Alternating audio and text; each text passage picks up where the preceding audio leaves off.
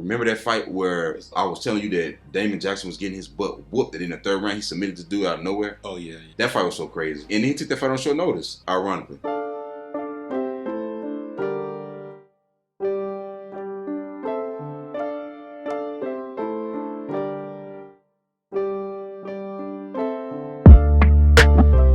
Okay, and then in the co-main event, we have Dan Ige versus Damon Jackson. And okay, 48% of people think that Ige will win. 52% of people think Jackson will win. Man, this is interesting because when you look at their records, Dan Ige, he was on a win streak. He was on a nice win streak. And then he ran into Calvin Kadar. No shame in it. Okay, he got back on track with Gavin Tucker. 22-second knockout. Okay, still good.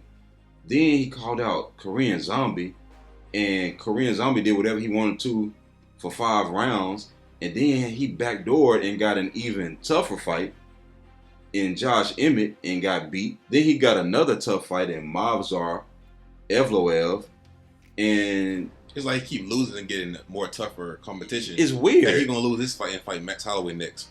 It's so strange, man. It's like you fight somebody, then you fight a worse version. Like you got like Chang Song Jun, mix it up on him. Okay.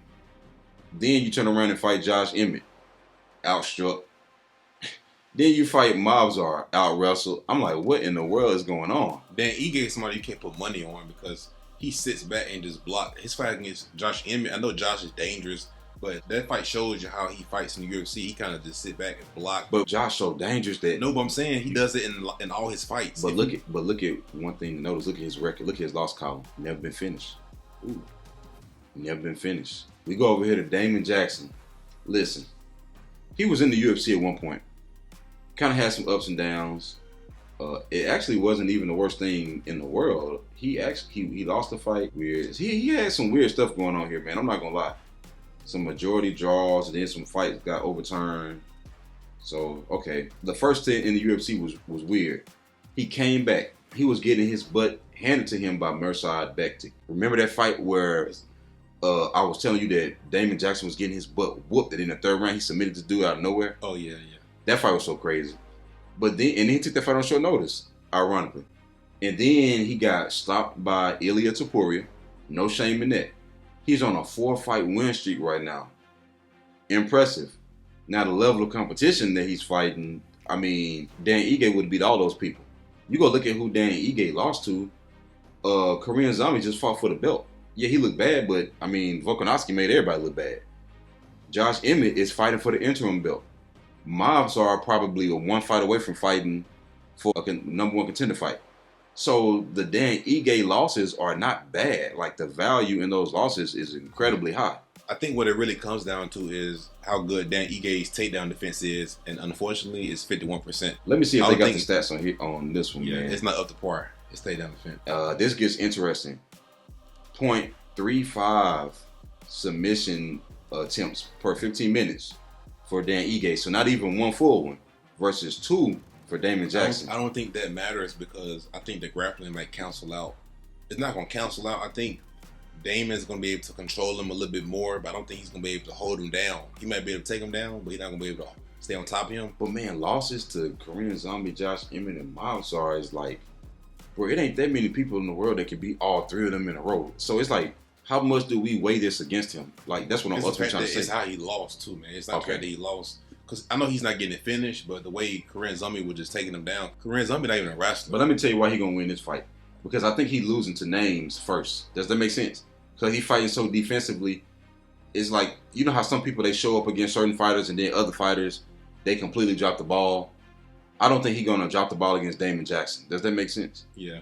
Just because he's not Josh Emmett or Mobsar or... Another thing is, I saw some of Damon Jackson's fights. Which fight was that, man? Like, he in the 3rd round, he couldn't get that one takedown. He started slowing down. The striking went there. That was against... it was like, hold on, like, dude. But I think Damon can do enough. That was against Dan Argueta. I think he could do enough in the first 2 rounds to win those rounds. And even if he slowed down in 3rd, because it's not like Dan Ige going to knock him out in 3rd. Yeah. Dan not going to let his hands fly, man. Because originally I was going to pick Dan Ige because of his opponents he fought against. It seems like he's getting worse and worse, man. He's not letting his hands fly at all. Because when we first got to the UFC, he was letting his hands fly.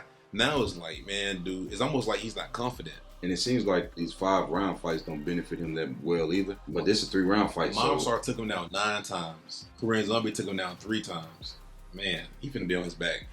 But Damon Jackson does have this thing where he do get knocked out. Every few fights, he'll get knocked out of nowhere. But then he ain't got that in him, man. Yeah, Don't look at that 22-second. You're right. I think that 22-second knockout did more harm to him than good. Because then he ended up fighting people he didn't deserve to fight. Yeah, because you beat Gavin Tucker around 22 seconds. And it's like... But Gavin is tough, though. I like Gavin.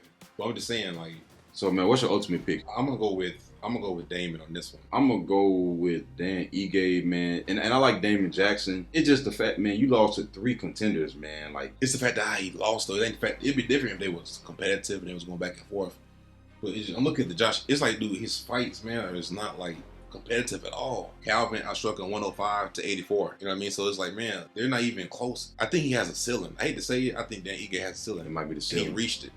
Hey, and I'm gonna tell you, if Damon Jackson if he can beat this guy, and especially like maybe with a finish, but I'm just saying if he can beat this guy, Damon Jackson has officially entered the like top 15 territory here. Yeah. You know what I'm saying? Like low key. I don't think nobody would have expected that if that was to happen. I think Dan Ige is turned to a gatekeeper. If you can beat him, then almost like the Neil Magny. Yeah, that's what it is. Because he's hard to finish, but it's just if you can beat him, then you're elite. Yeah, I think I'm going to lean more towards Dan Ige, but that's low confidence. This is one of those fights where it's like, there's a reason why 48% of people going one way and 52% going the other way.